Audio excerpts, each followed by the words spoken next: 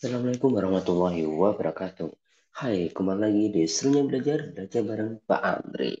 Halo, terima kasih buat kalian yang masih menyimak video ini ya. Berarti kalian sudah sampai di video keempat. Nah, langsung aja kita lanjutkan pembahasan PPSBD NKKSDID untuk mapel bahasa Indonesia yang paket kedua. Nomor 31. Kalimat yang tepat untuk melengkapi paragraf penumpang.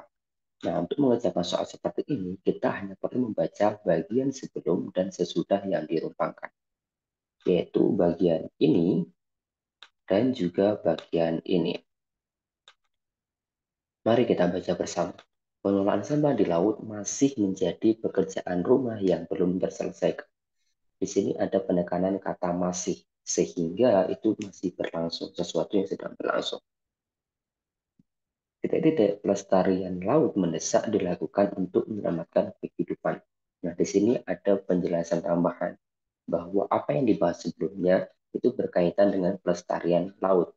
Dan juga ini masih menjadi suatu PR. Nah, berarti di tengah ini adalah alasan kenapa pengelolaan sampah ini masih menjadi PR. Makanya opsi yang lebih tepat adalah opsi yang B, adanya peningkatan volume sampah. Dengan adanya peningkatan volume sampah ini bisa menjelaskan bahwa pengelolaan sampah masih menjadi PR dan bisa berkaitan dengan pelestarian laut yang mendesak untuk dilakukan. Nomor 32. Konjungsi dan preposisi. Konjungsi adalah kata hubung, preposisi adalah kata depan. Nah, di sini ada tanda koma, artinya yang dipakai kata tetapi. Karena kata namun ini hanya boleh digunakan sebagai konjungsi antar kalimat, yaitu letaknya di awal kalimat bukan di tengah-tengah seperti ini ya. Berarti jawabannya antara B atau D. Sekarang kita lihat yang bagian ini. Nah, di sini buah durian mulai titik-titik pohon. Di sini ada perincian, berarti menunjukkan dari ya. Buah durian mulai dari, berarti jawabannya yang dadu. Lanjut ke nomor 33. Variasi kata respons. Nah, penggunaan atau cara mengerjakan variasi kata seperti ini sama caranya dengan pencarian makna kata. Yaitu kita harus lihat dulu konteksnya di mana. Oke, kita cari kata respons. Nah, di sini ada memfasilitasi respons positif. Respons positif respons itu berarti dia berkaitan dengan reaksi ya, serta memfasilitasi reaksi positif ketika menghadapi masa-masa sulit ya.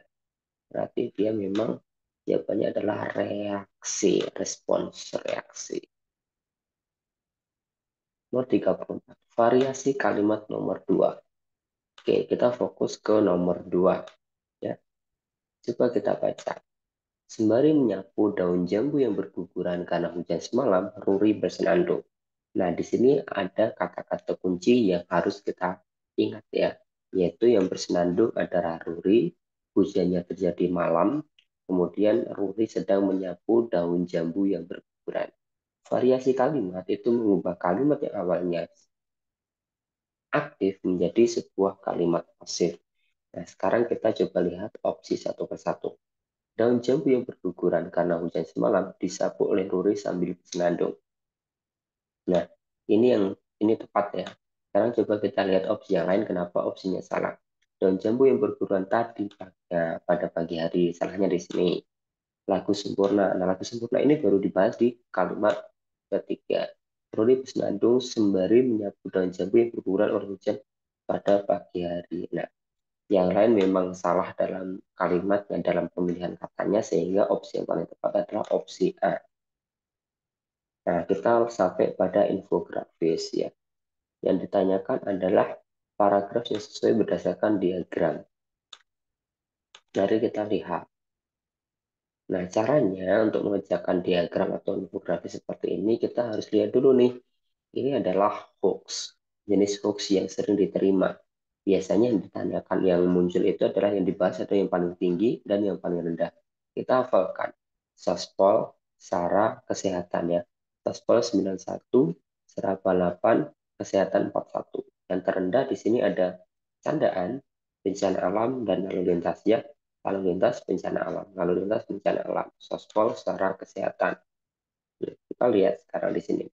Masyarakat Indonesia menyebarkan berita bohong dan hoax. Berita bohong terbanyak adalah sospol, kesehatan, SARA. Enggak, tadi kebalik ya, antara kesehatan dan SARA. Harusnya sospol, SARA, kesehatan. Ini sospol, SARA, kesehatan. Dan yang paling rendah adalah lalu lintas dan bencana alam. Nah, berarti opsi yang B ini benar. Kenapa yang C dan D salah? Yang paling sedikit adalah bencana alam. Nah, candaan ini bukan yang paling sedikit. Yang paling sedikit sebenarnya adalah lalu lintas 4% ya. Mengenai SARA ini juga salah. SARA itu hanya sekitar 86%. Oke, nomor 36. Di sini ada teks berita. Teks berita, menulis sebuah berita itu harus didasarkan pada data yang ada. Di sini kita lihat ada lomba catur. Ya. Kemudian diselenggarakan di Kuala Lumpur, artinya penyelenggaraannya secara luring. Kita lihat opsi yang ada.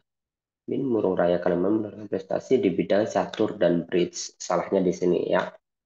Dalam bidak catur, ini juga salah. Bidak catur itu adalah yang dimainkan, sedangkan nama permainannya adalah catur.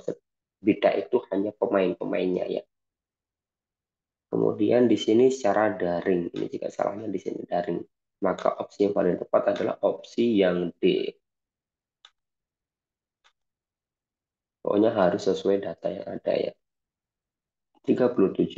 Kata-kata tidak baku. Kata-kata tidak baku maksudnya kata-kata yang tidak sesuai dengan kaidah kebahasaan atau tidak sesuai dengan KBBI dan IGD. Biasanya yang salah itu adalah tentang kata-kata serapan dari bahasa asing yang masih ditulis dengan kata asingnya atau kata-kata yang harusnya pakai huruf tertentu tapi dia tidak pakai huruf tertentu. Mari kita lihat satu persatu. Produk. Nah, di sini contohnya ini dari bahasa asing produk. Harusnya ini boleh ditulis seperti ini asal dicetak miring ya. Sehingga nomor satu salah. Kebetulan ini nomor satu semua sama ya. Tinggal dua atau tiga. Sekarang kita lihat nomor dua. Apakah ada yang salah? Nah, ini ada antipiretik, tapi ini di nomor tiga ya. Antipiretik ini salah karena harusnya digabung ya. Kata anti merupakan bentuk terikat sehingga harus ditulis serangkai. Produk 1, 3. Kita lihat, oh berarti jawabannya 1, 3, 5. Nomor 5, kenapa urin salah? Karena harusnya penulisannya adalah urine. Ya. Nomor 38, kalimat tidak efektif.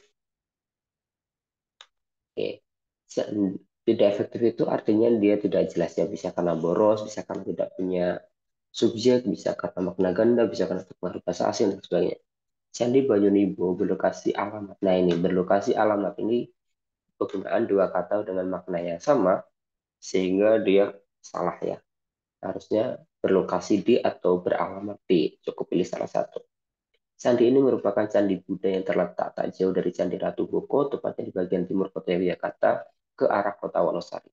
Candi ini memang tidak terlalu sangat besar. Nah ini juga terlalu sangat ini juga boros ya karena mempunyai makna yang sama. Berarti jawabannya 1 dan 3.